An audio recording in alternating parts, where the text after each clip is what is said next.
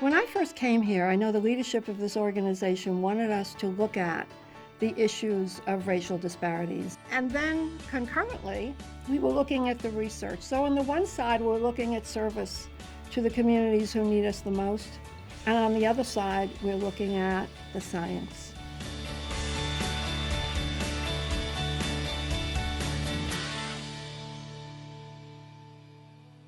My dad always took a table at the gala. We were watching the video, and a light went off in my father's head. And he said to my mother, "We need to get more involved in this disease. This is a very serious disease." And from that moment on, we got involved as family. That first year, I worked very hard with my dad in the office to send out letters and to raise money. And when I started seeing other people who had the disease and started speaking to people who had the disease, I realized how serious this disease is. On my arms, there were protrusions that looked like the shape of an egg sticking out of your skin. When I washed my face in the morning, my eyebrows, my eyelashes was on my washcloth. My blood count was so low that I would stand up and fall down. I couldn't walk from here to that chair without falling down. The first Lupus Cooperative, the first on-the-grounds, grassroots networking with all the agencies there, became the basis for our outreach. I met 4 fantastic women. They all suffer from lupus, severe lupus. And going to this co-op, they have become like family. When I come here, I'm not a stranger. I'm not different or indifferent. And you get real facts that you could take in, and then you can relate to yourself and say, okay, now I know what to do when this happens. It makes you feel good about who you are, and not that you're dying with lupus, but that you're living with lupus. Lupus most affects women of color, and we recognized it, and we decided to make this a major focus of the Foundation's work. My name is Leslie Montes. I'm 12 years old. I've been living with lupus for 8 years. I was taking Leslie to the doctor, work. It was only me and her. I wanted to explode and scream out to everyone what I had. And Dr. Eichenfeld told me, I fill out an application for you to go to Camp Sunshine. And when I went to camp, I'm like, wow, I never knew there would be so many kids in camp with the same condition. They suffer a lot. And when they there, it's like a special place for them.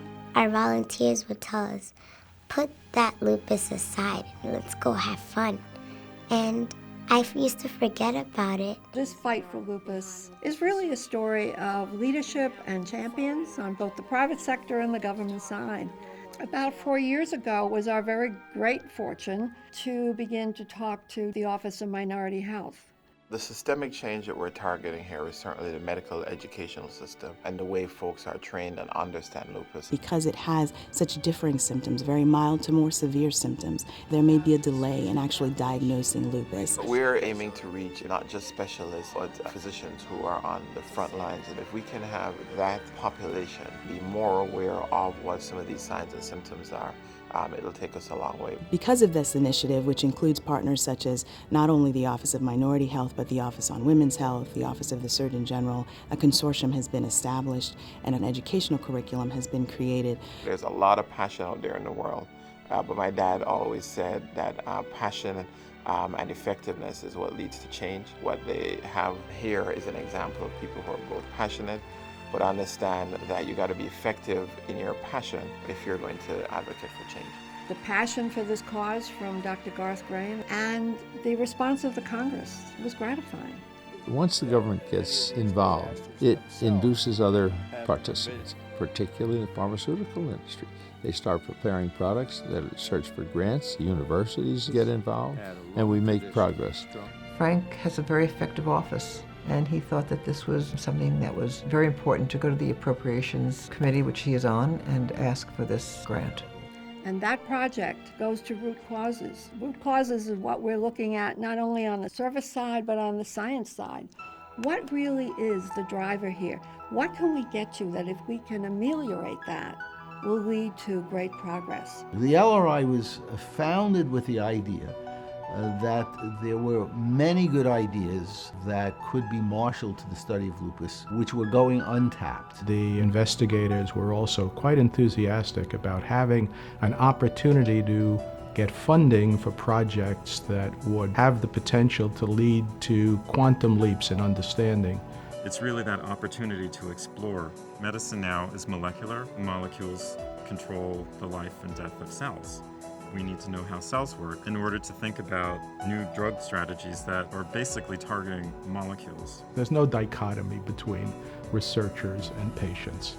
The LRI is committed to funding research that will make a difference in patients' lives. Now, after a decade of work, we have two things. We have a body of knowledge about this disease that we didn't have before, and we have technology that is advancing at an extraordinary pace. We can target T cells, B cells, cytokines. There are so many different mechanisms of action that we can work with that it's mind-boggling. We believe that we have the basis now to ask, what are the fundamental causes, that which is causing everything else? Resources are going to be available to allow a limited number of grants of very substantially greater resources.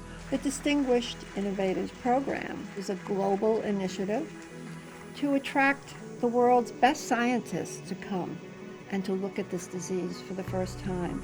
Innovators were willing to say, I think my research will get me to a fundamental cause of lupus that might be targeted with curative therapy. A therapy that puts you into remission with no further need for drugs.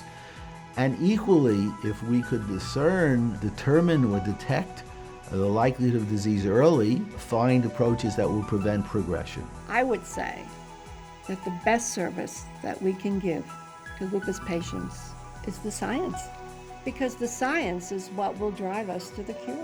The next 10 years, there's going to be an explosion of new information that were only able to be realized because there was a seed planted a long time ago that allowed that first step to be taken. We all want to look forward to the date where there isn't a dinner, because we don't need a dinner, because we have found a cure. I want my lupus to go away. And then one day I'm going to feel very healthy.